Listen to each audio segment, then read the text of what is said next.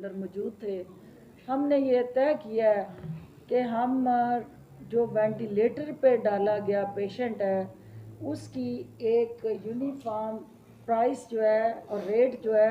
हम उसको नोटिफाई करेंगे। ये नहीं हो सकता कि किसी हॉस्पिटल में वेंटिलेटर पे पेशेंट से लाख रुपया पर डे लिया जा रहा हो, कहीं 50,000 लिया जा रहा हो, कहीं 2 लाख लिया जा रहा हो और कहीं जो है वो 10,000 लिया जा रहा हो। तो एक पैरिटी हेल्थ केयर कमीशन को ये हदायत दी गई है कि एक पैरिटी क्रिएट करें और वेंटिलेटर पे मौजूद प्राइवेट सेक्टर के अंदर जो पेशेंट्स हैं उनसे मुआवजा लेने के लिए SOPs हेल्थ कमीशन तय करे। और अगर कोई प्राइवेट सेक्टर उसको फॉलो नहीं करता और वो लाखों के बिल जो है एक तरफ उसका अपना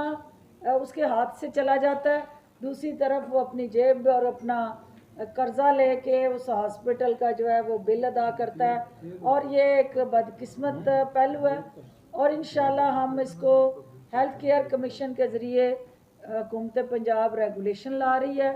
हम जो प्राइवेट सेक्टर के हमारे वो हॉस्पिटल्स जो इस वक्त हुकूमत के साथ मावनत में हैं, सपोर्ट में हैं, दुखी इंसानियत के दुखों के मदावे में हमारे साथ हिस्सेदार है, हम उन सब का शुक्रिया भी अदा करते हैं, उनकी काविशों को भी सराहते हैं और हम उनसे ये तवक्को करते हैं कि दुख के इस लम्हे में, इस घड़ी में वो बिज़नेस ना देखें, वो इंसानी वैल्यूज़ को देखें और किसी कीमती जान को बचाने के लिए किसी की जेब को ना देखें, उसके केस को देखें कि उसकी जान को देखें कि अगर उसकी जेब में पैसे नहीं हैं तो आपका खाली वेंटिलेटर उसको इसलिए दस्तयाब नहीं है कि उसकी जेब में पैसे नहीं और आप उसको हॉस्पिटल तक रसाई ना दें। और ऐसे कई मरीज़ जो हैं उन प्राइवेट हॉस्पिटल्स की चौखटों पे मर रहे हैं और उनको उन वेंटिलेटर्स तक रसाई नहीं मिल रही। तो पंजाब हेल्थ केयर कमीशन जो है इस हवाले से एक हेल्पलाइन जो है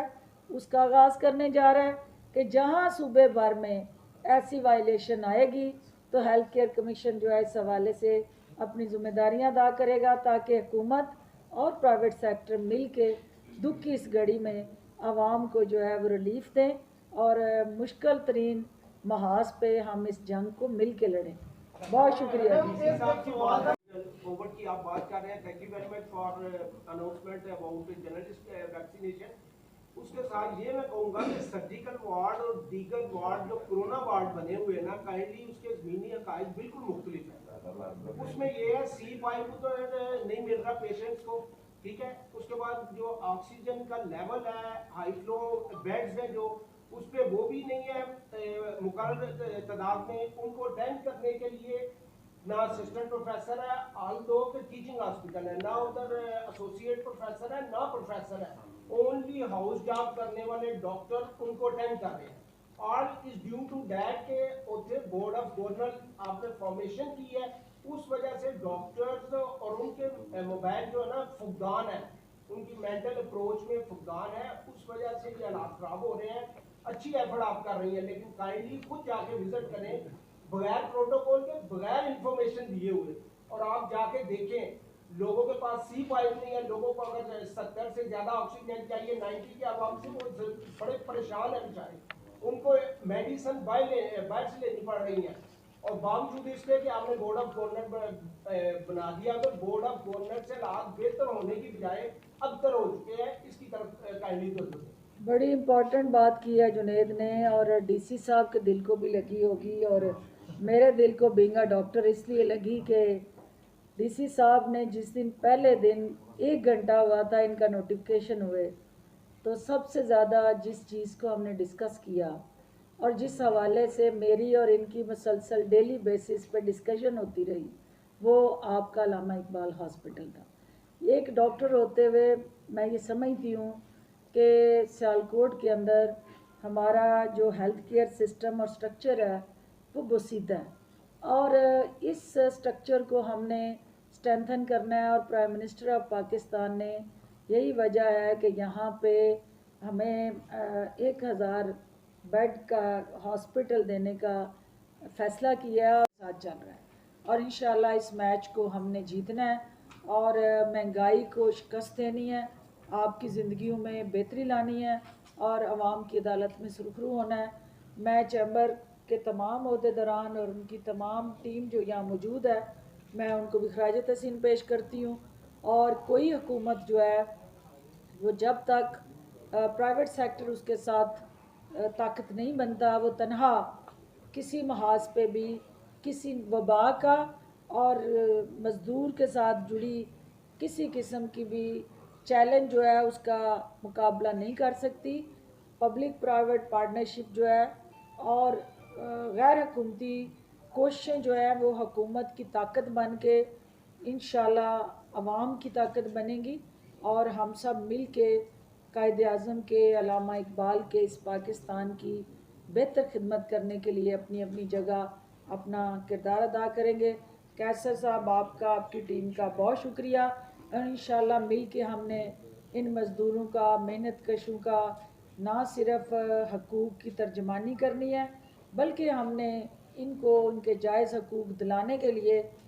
प्रैक्टिकल कोशिशें करनी है, ताकि अगले साल जब यहाँ हम ये तकरीब करें तो मैं हमारा मेहनत कश मज़दूर जो है वो इस हुकूमत की मज़दूर दोस्त जो पॉलिसीज़ हैं उनको सराहे और हुकूमती जो इनिशिएटिव्स हैं उन पे अमल दरामद के लिए हमें चैम्बर जो है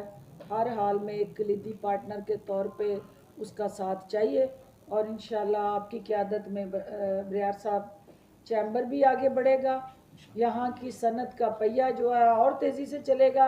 और सियालकोट भी तरक्की करेगा और सियालकोट तरक्की करेगा तो पाकिस्तान तरक्की करेगा। पाकिस्तान जिंदाबाद। या पूरा पंजाब हो और फिर पूरा पाकिस्तान क्यों ना हो, इस वक्त जो लापरवाही है वो बाज़ारों के अंदर, हमारे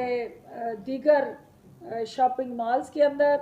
और इवन घर के बाहर और घरों के अंदर भी बदकिस्मती से वो रवैया जो है जो एक ज़िम्मेदार शहरी का होना चाहिए उसमें कुछ कोताही देखने को मिल रही है। तो हमें एनफोर्समेंट की तरफ जाना है। तो जब तक हुकूमत अपने बनाए गए कवानीन पे 100% स्पिरिट से अमल दरामद नहीं कराती तो कानून की रिट जो है वो कमज़ोर रहती है और शहरी जो है वो ज़िम्मेदारी का सबूत देते हुए हमारी ताकत बने। और हमें ये जो आने वाला हफ्ता है ये इंतहाई चैलेंज से जुड़ा हुआ हफ्ता है, क्योंकि एक तरफ मसाजिद के अंदर तरावी की महफ़िल शबीना, इत्काफ़ और ये इस तरह के इनिशिएटिव्स हैं जिसकी हुकूमत ने SOPs जारी किए हैं और उनकी हम नहीं चाहते कि खिलाफ वर्जियाँ हों। और उसके साथ जुड़ा जो आपका एक हक है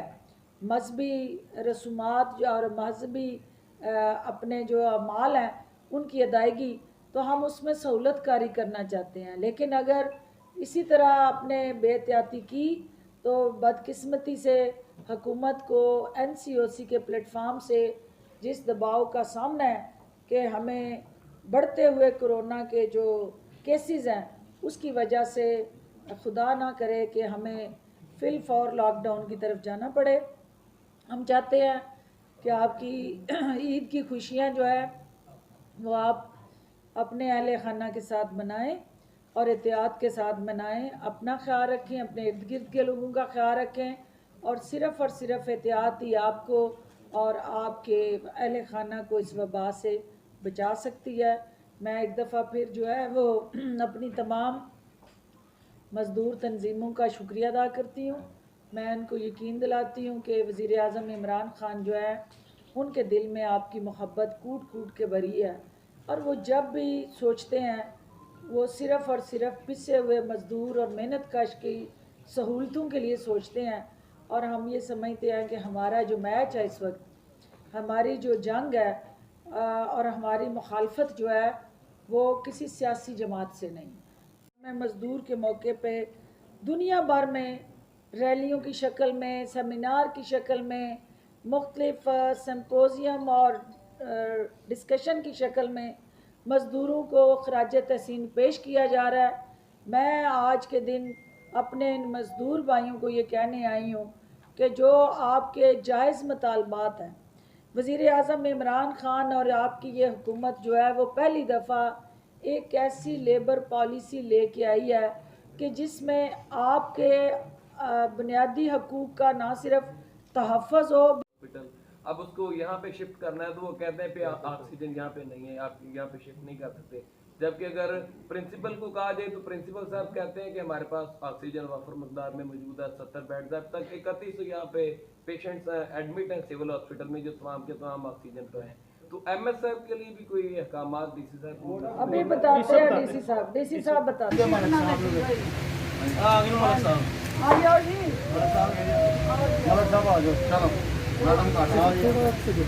आप थोड़ा सा भाई पीछे देना।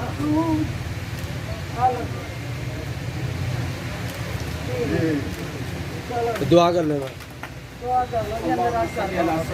मौलाना मोहम्मद वसल्ली अला जमील अंबिया वल मुरसलीन व अला आलिहि व सहाबिहि लोगों को दे रहे हैं। मेरे गांव वाले लोगों को भी ये सपोर्ट मिलनी चाहिए, देहात वालों को भी इस सब्सिडी का फ़ायदा होना चाहिए। और ख़ास तौर पे ये क्योंकि सारे